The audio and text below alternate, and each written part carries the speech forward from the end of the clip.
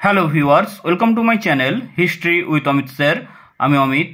আজ আমরা আলোচনা করব ক্লাস 10-এর ইতিহাসের 3 নম্বর অধ্যায়ের একটি গুরুত্বপূর্ণ প্রশ্ন, ফরাজি আন্দোলনের ওপর একটি সংক্ষিপ্ত টিকা লেখো। এর আগে আমরা এই অধ্যায়ের বিভিন্ন প্রশ্ন আলোচনা করেছি, যেগুলো তোমরা আমাদের চ্যানেলে গিয়ে দেখে নিতে পারো। বলে রাখি, ইতিহাসের বিভিন্ন ধরনের ভিডিও পেতে আমার চ্যানেলটি সাবস্ক্রাইব করে রাখো। ভিডিও যদি ভালো লাগে তাহলে লাইক, শেয়ার, কমেন্ট করো এবং চ্যানেলটি সাবস্ক্রাইব করে আমাদের পাশে থাকো। এখানে মূলত আমরা নোটস আকারে আলোচনা করব, এক্ষেত্রে তোমরা নোটসও পেয়ে যাবে। যাই হোক, আলোচনায় আসা যাক। 19 শতকে বাংলায় সংঘটিত কৃষক বিদ্রোহগুলির মধ্যে অন্যতম ছিল ফরাজি আন্দোলন। কৃষক বিদ্রোহগুলির মধ্যে অন্যতম ছিল ফরাজি আন্দোলন। সময়টা কত না 1820 থেকে 1862 খ্রিস্টাব্দ। ব্রিটিশ শাসনের বিরুদ্ধে ধর্মীয়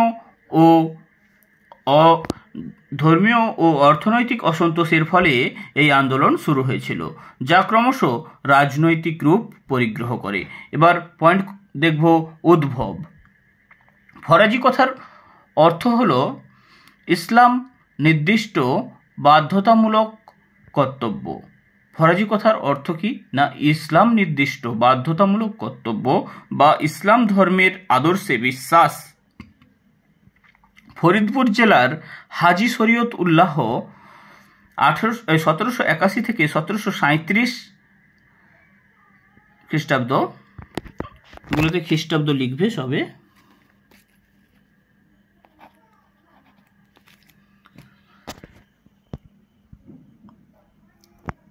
ইসলাম ধর্মের সংস্কারের উদ্দেশ্যে 1820 খ্রিস্টাব্দে ফরাজি নামে একটি ধর্মীয় সম্প্রদায় প্রতিষ্ঠা করেন। 1820 খ্রিস্টাব্দে ফরাজি নামে একটি ধর্মীয় সম্প্রদায় প্রতিষ্ঠা করেন। এবার আমরা পয়েন্ট দেখব। লক্ষ্য। আন্দোলনের প্রাথমিক লক্ষ্য ছিল ইংরেজ অধিকৃত দারুল হারব শত্রুর দেশ ভারতবর্ষকে দারুল ইসলামের দেশে পরিণত করা। দুদু মিয়ার ভূমিকা। শরীয়ত উল্লাহ এর মৃত্যুর পর আন্দোলনের নেতৃত্ব দেন তার পুত্র মোহাম্মদ মুহসিন, যিনি দুদু মিয়া নামেই ইতিহাসে সর্বাধিক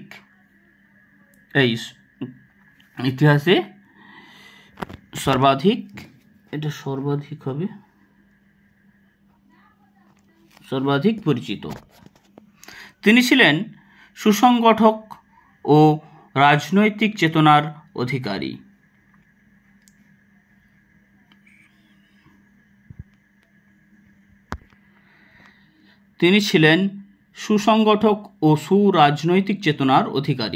তিনি সাংগঠনিক কাঠামো গড়ে তুলে অত্যাচারী জমিদার ও নীলকরদের বিরুদ্ধে সংগ্রাম শুরু করেন।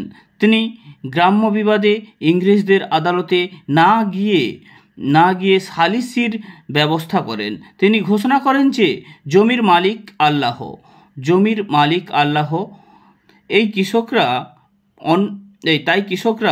অন্য কাউকে খাজনা দিতে বাধ্য নয়। কি ঘোষণা করেন না জমির মালিক আল্লাহ, তাই কৃষকরা অন্য কাউকে খাজনা দিতে বাধ্য নয়। এগুলোতে আন্ডারলাইন করে দেবে বা আলাদা কালিতে লিখবে, ঠিক আছে? এই ইনভার্টেড কমার মধ্যে লেখা কোটেশনগুলোকে। দুদু মিয়া একটি শক্তিশালী লাঠিয়াল বাহিনী ও গুপ্তচর বাহিনী গড়ে তুলে অত্যাচারী জমিদার ও নীলকরদের বাসভবন আক্রমণ করেন। এবার আমরা পরের পয়েন্টে দেখব নোয়া মিয়ার ভূমিকা। দুদু মিয়ার মৃত্যুর পর তার পুত্র নোয়া মিয়া আন্দোলনকে ধীরে ধীরে ধর্মীয় রূপ দেন। ক্রমে আন্দোলন দুর্বল হয়ে পড়ে। এবার আমরা পরের পয়েন্ট দেখে নেব বিস্তার অবসান। মোহাম্মদ মুহসিনের নেতৃত্বে ফরাজি আন্দোলন ধীরে ধীরে ফরিদপুর, ঢাকা, খুলনা, ময়মনসিংহ ইত্যাদি অঞ্চলে ছড়িয়ে পড়েছিল। কিন্তু তার মৃত্যুর পর এই আন্দোলন ক্রমশ দুর্বল হয়ে পড়ে এবং নোয়া মিয়ার নেতৃত্বে তা কেবলমাত্র ধর্মীয় বিষয়েই সীমাবদ্ধ থাকে। ডক্টর অভিজিৎ দত্ত বলেছেন যে হিন্দু বিরোধিতা, জোর করে অর্থ আদায়, নেতৃত্বের অভাব প্রভৃতির ফলে ফরাজি আন্দোলন তার গতি হারিয়ে ফেলে। এই কোটেশনগুলোকে কিন্তু বাদ দেবে না। হিন্দু বিরোধিতা, জোর করে অর্থ আদায়, নেতৃত্বের অভাব প্রভৃতির ফলে ফরাজি আন্দোলন তার গতি হারিয়ে ফেলে। এবার আমরা উপসংহার দেখে নেব।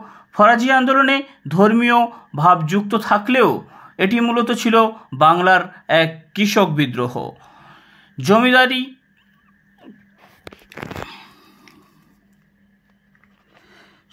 জমিদার ও নীলকরদের বিরুদ্ধে নিপীড়িত